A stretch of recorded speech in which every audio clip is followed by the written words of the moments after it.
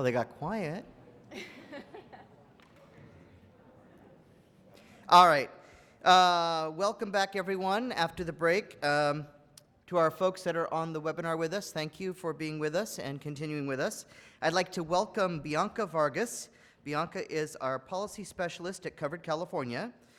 She researches healthcare policy and regulations related to the statewide implementation of the Affordable Care Act. Bianca will be providing an overview of Covered California operations. She is joined at the table by Katie Ravel? Is that right? Ravel, sorry, Katie Ravel, Director of Policy at Covered California, and Jessica Abernethy, Policy Program Manager with Covered California as additional technical resources. Bianca, we already said that part. Prior to joining Covered California, Bianca worked in the Policy Division at California Correctional Healthcare Services, where she collaborated with medical staff, inmate advocates, and healthcare executives to ensure the constitutional level of medical care in the state prison system.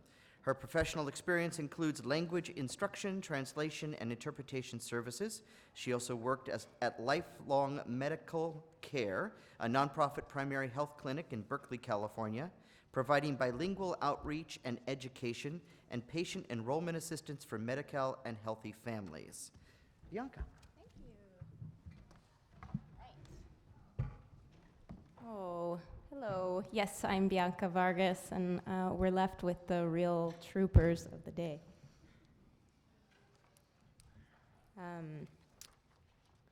So I have some slides talking generally. Is this too loud? No. Okay. Talking generally about Covered California and who we are and what we're doing, and then toward the end, the slides talk more specifically about the LIHPS and the transition plan. So, very generally here, starting with our mission to improve the health care of all, our vision rather, to improve the health of all Californians by assuring access to high quality, affordable care, and the mission to increase the number of insured Californians, improve healthcare quality, to lower costs, reduce health disparities, and increase choice and value. The next slide shows some milestones. I want to draw your attention to in June, our health plan partners were announced. At the time we had 13. We now have 12 that are moving forward to open enrollment with us on October 1st. But narrowing in on where we are actually now in this timeline, we I feel like my mic isn't quite close enough. No, you can step back. Okay. Past July, we are past the public education campaign launch, and we're currently registering certified enrollment entities, and we're training our education and outreach grantees, and our certified enrollment counselor training will begin very soon. Again, in preparation for that October 1st open enrollment, which will continue for 5 months through March 2014. You can see long-term, our eventual enrollment goal is 5.3 million Californians. Let's see. So the next few slides just are an overview of some of the Affordable Care Act improvements that came out of the 2010 federal law enacting reforms across the health insurance market. So these include guaranteed coverage, standardized benefits, no annual limits, no denial for pre-existing conditions, rates not based on health status, and then continuing with those reform improvements, requiring large employers to offer coverage, mandating that individuals have affordable coverage, public and private, either inside or out of the exchange, and then expanding coverage to improve care and reduce costs via health insurance exchanges, which Covered California is for our state, that will drive competitive plans and pricing and encompass, as you know, the Medicaid expansion. So the Affordable Care Act, with some exceptions in here, I'm thinking of grandfathered plans and catastrophic plans, and in some cases, pediatric dental benefits. But generally, the 10 essential health benefits required in the ACA are these 10 listed here. I'll just read them. Ambulatory patient services, emergency services, hospitalization, maternity and newborn care, mental health and substance use disorder services, prescription drugs, rehabilitative and habilitative services, lab, preventive and wellness, chronic disease management, and pediatric services. So really a very complete plan package coming out of the ACA. Who we are, so this is zeroing a little bit more in on Covered California specifically. We're operated by the state of California. We are very proud to be the first legislated health exchange formed under the ACA, established as the California Health Benefit Exchange, which is our formal state name, known publicly and branded as Covered California for the public. Our .com presence will be known publicly as Covered California, but we're run by the state. And we've partnered with name brand health insurance plans to provide that coverage statewide. So, continuing, what we offer, health insurance that's affordable, especially important here for this audience, for the HCCI group. Premiums will be based on income. The co-pays will be low enough to not be a deterrent to care.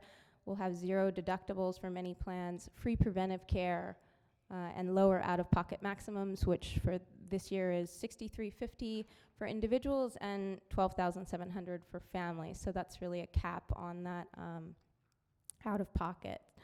And though it's not stated in this slide, I also want to just remind the group of other, or highlight 2 areas of improved affordability for the HCCI group. And we've heard a lot about the advanced premium tax credits, which will lower the monthly premiums for those folks coming into our plans. And also, by virtue of being under 250% FPL, so any consumers coming into our plans at under 250%, we'll also see enhanced cost-sharing plans at the silver tier level. So Covered California is going to be offering plans at 4 metal tier levels: bronze, silver, gold, and platinum. And though consumers can choose any metal tier level, this population will see enhanced value and better cost sharing if they choose a silver level plan.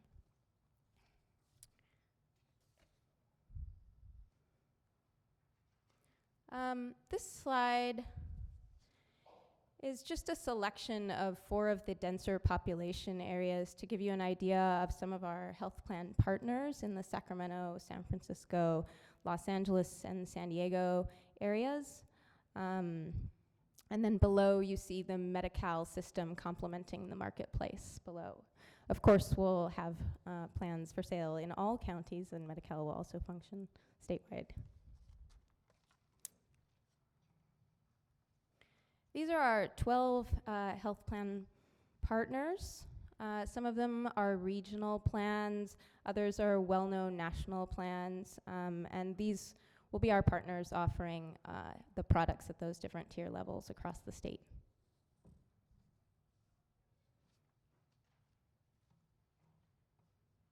Okay, so what we do, and here I'm thinking of outreach and activities for transition and enrollment. So that's what this next few slides will be.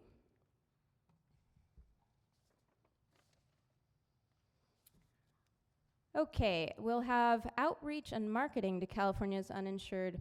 We're maximizing enrollment of uninsured Californians. We want to provide one-stop shopping for affordable, quality healthcare options and health insurance information. We want to educate Californians about the benefits of coverage, encourage insured Californians to retain their coverage, and assist every eligible Californian in getting health insurance coverage. So that's what we're getting at. The group. Did I? Am I in the wrong one? There we go. So who are we trying to reach? It's a pretty big group. Like I say, our long-term goal is 5.3 million Californians who we're trying to reach who are currently uninsured or purchase health insurance on their own. The HCCI group falls into this 2.6 million who qualify for subsidies in our plans. There are additional 2.7 million who don't qualify for subsidies, but now benefit from guaranteed coverage and can enroll in plans inside or outside of covered California. And as you know, there are additional 1.4 million Californians who may be newly eligible for Medi-Cal.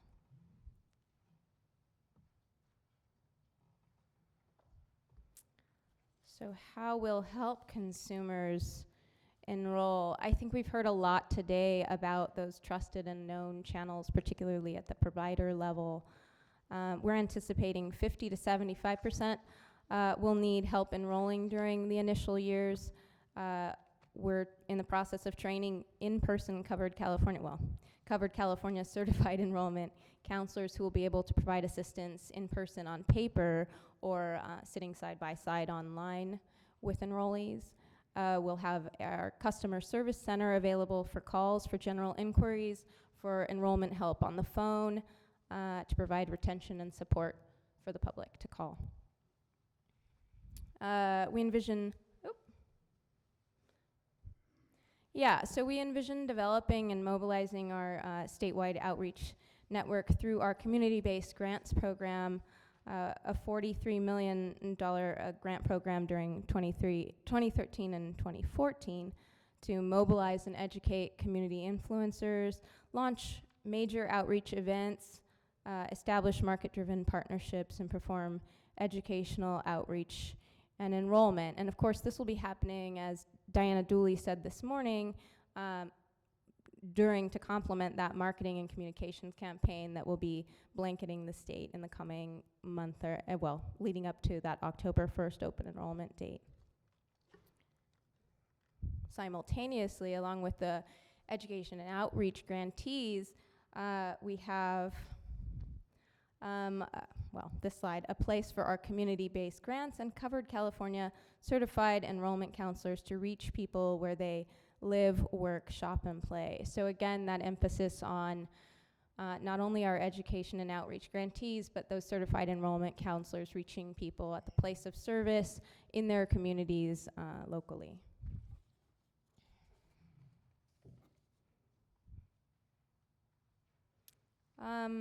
These are our estimated application pathway estimates, how we imagine that our consumers will enroll. We anticipate a majority will enroll online with certified enrollment counselors, with a 40%, 10% using a paper application with the certified enrollment counselors, 20% calling our service center, 10% self-enrolling on a paper application, and 20% self-enrolling online.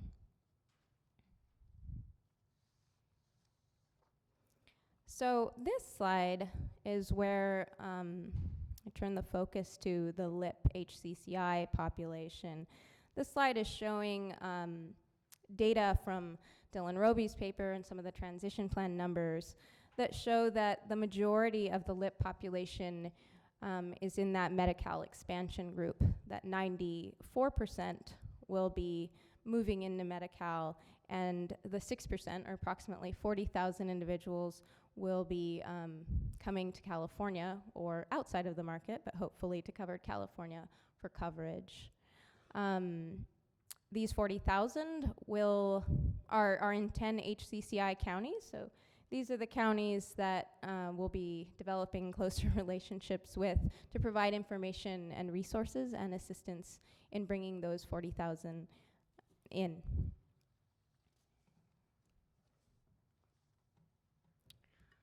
So some of our anticipated HCCI transition activities include, as has been discussed all day yesterday and today, that joint DHCS and Covered California paper notice and FAQ, which is still currently under review and open for comment. So it'll be vetted and edited further before it's mailed in September to those 40,000 HCCI enrollees. And then bullet or number 2 and 3 there are our outreach and education grantee activities, and so we're anticipating partnering and facilitating community events and health fairs and information resources, so getting the word out to the public. Along with that, marketing and communication campaign and the ads and just the information that will be flowing to the public very soon. And also having on the ground the certified enrollment counselors and participation opportunities for them. So they're still in the process of getting training. We're not quite ready there yet, but soon. Number 4 is me, really. I'm the Covered California LIHP Transition Liaison, and I've already met a couple of partners that I'll be working with in the counties, particularly those 10 counties listed on the other slide, that can call me directly, and I will answer your questions and connect you to resources in your county, and facilitate events and ideas and provide information and tools. Part of those tools, I'm in the middle of developing a resources list to share with the counties, again, to provide online tools, information, and other just help.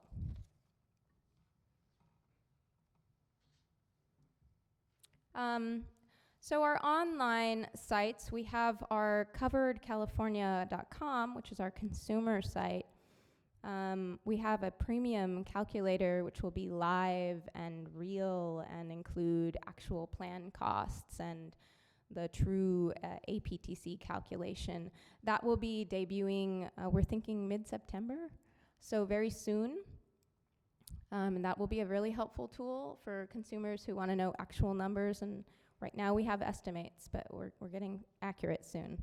And then we have our more administrative type website, the healthexchange.ca.gov, where we post our board meeting schedule and archives. All the webinars are archived there. You can view them all.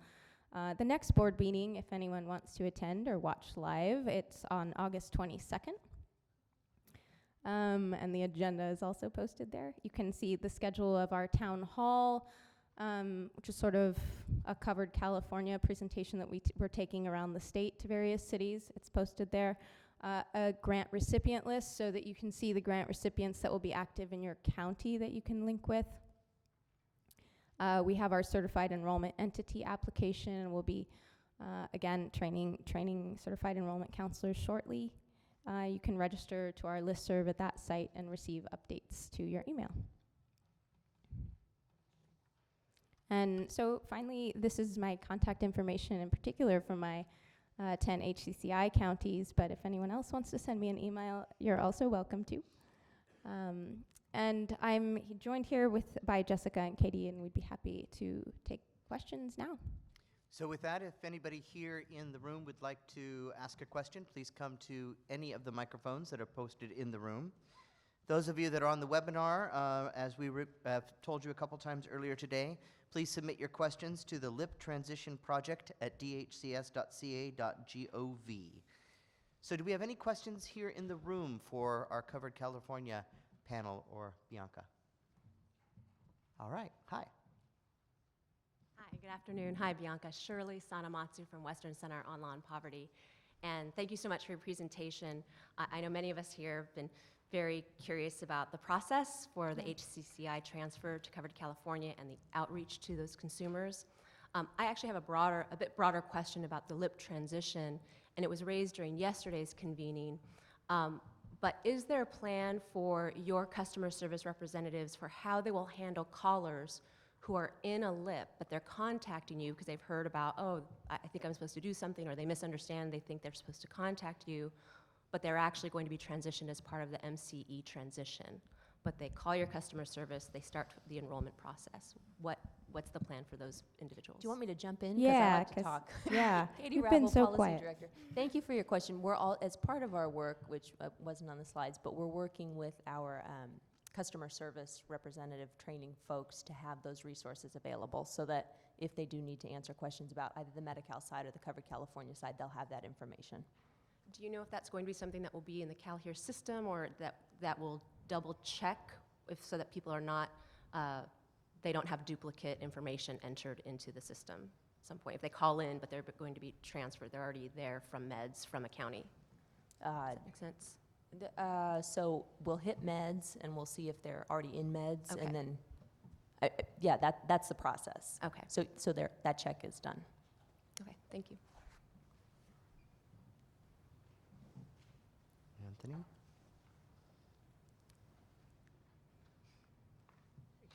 Oh, one of you. Hi. Hi, good afternoon. Thank you again. I just wanted to expand upon her question just a little bit, if I may.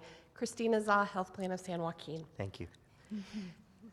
So if a member or a potential enrollee goes to a certified enrollment counselor or calls into the call center or meets with a navigator, and it is determined that they are Medi-Cal eligible, could you elaborate on the process of where that person will be directed? Will they be enrolled through the CalHER system? Will they be entered, or will there literally be a warm transfer to someone else? If you're sitting, and I'm Katie, I'm not the IT person. But CalHERS is the system of record. It runs the Medi-Cal all the way through Covered California determination. So if systems can make the determination, that will happen. If not, we'll facilitate the appropriate transfers to counties that need to be made to finalize that case. Okay, great, thank you. Anthony? Anthony Wright from Health Access. So I mean, it's great that we're focusing on this part of the population, the 40,000 that are in the HCCIs. And we appreciate that it's not the same thing as the Medi-Cal population. They have to go through the entire process, and they're being noticed in a couple of different ways.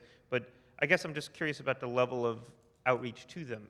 So I know that, for example, in the outreach and education grants, a lot of the work there is to develop leads that then I presume the service center will follow up with or call.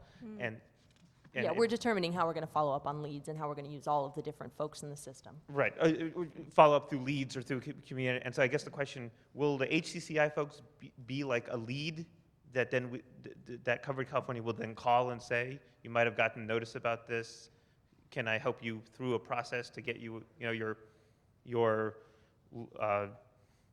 your lip coverage is ending, could we walk it through it? Is Right. it going to be that, or is it going to be the notice or something different? The notice is our primary approach. I think we can explore the idea of following up on leads.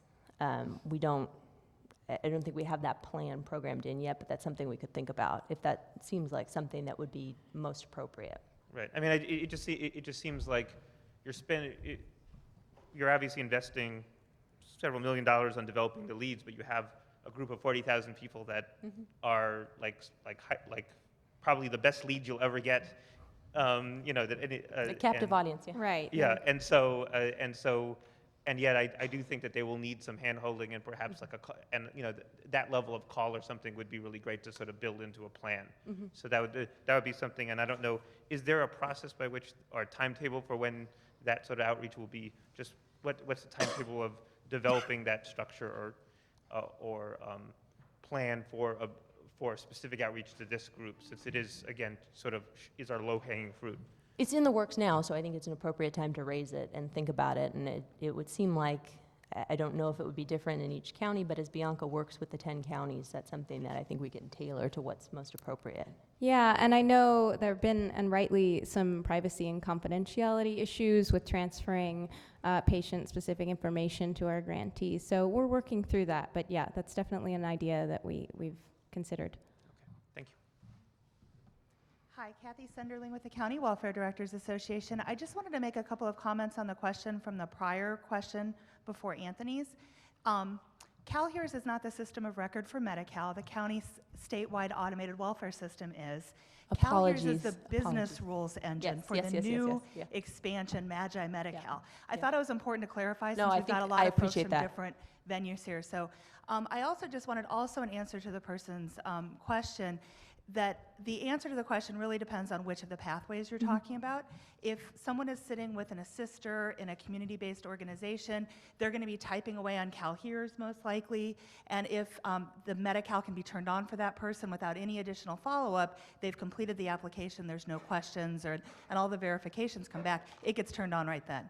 If follow-up is needed, that follow-up will be done by the County Human Services departments, which run Medi-Cal. If someone comes in online themselves and is doing CalHERS, same thing, it can be turned on. If there's follow-up, County Human Services Department will come back. With the phone system, there's going to be a quick sort where if someone has an eligibility need, several questions will be asked that will determine if they look more likely Medi-Cal or more likely advanced premium tax credit, Covered California cases, and then they'll either be taken through with the operator from Covered California or transferred via a warm handoff to a live person in a County Human Services Department who will take them through the Medi-Cal process. So we're getting all those processes in place, the technology is there, and the staffing is working, and we're working in close partnership with Covered California and the Department of Healthcare Services on that. I just thought it was important, since so many answers with Medi-Cal start with the words, "it depends," to be a little bit more robust, given that we've got a lot of county folks in the room who probably need to know the details, Katie. Thank you, Kat. Thanks. That was a great explanation. Go ahead. Okay, there. Okay, Abby Corsall with the National Health Law Program. Thank you all again for being here. I just wanted to build off of Anthony's question a little bit. It was our impression from the transition plan that HCCI enrollees would be receiving a follow-up phone call from Covered California after they received the notice. So can you confirm whether that is part of the plan, or is that something that's still under development? It is under development. There in the transition plan, it does list an outbound calling campaign. We are looking at whether we have the functionality to do that. That's certainly been our intention, but we're revisiting that given critical launch activities. So there may need to be other types of processes, which is why we want to make sure that you have access to the grantee resources, and to the extent that LIHP counties want to have assisters that would focus specifically on this population to do some of that more targeted outreach, that would be available. Thanks. So we appreciate that, and of course we would definitely encourage you, to the extent that it's feasible, to follow up with a phone call, and certainly to involve stakeholders in developing whatever script is used for the population. We would be happy to give our input and feedback. Yeah, thank you. Carrie Sanders with the California Pan-Ethnic Health Network, and just piggybacking on that, hope to see, I'm hoping that you're also thinking about how the implications in terms of training for, the outreach and education grantees and other grantees about the HCCI and some of these transitions, because I think it will be important for them as well to understand what the different types of programs are, and how to best kind of connect them with Covered California. And in that vein, I have a question about actually a new population that under ABX 11, will be eligible for Medi-Cal and eventually for Covered California for the RAP program. Just curious if you're thinking about, in terms of the training modules, how you're going to educate folks about this new population of recent legal immigrants, who are childless adults, and how you plan to outreach to those folks as well. Thanks.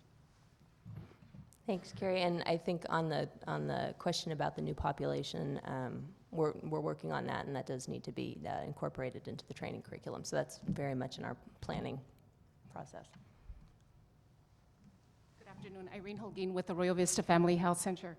First of all, thank you very much for your presentation. It's been very informative. I have a question regarding the following.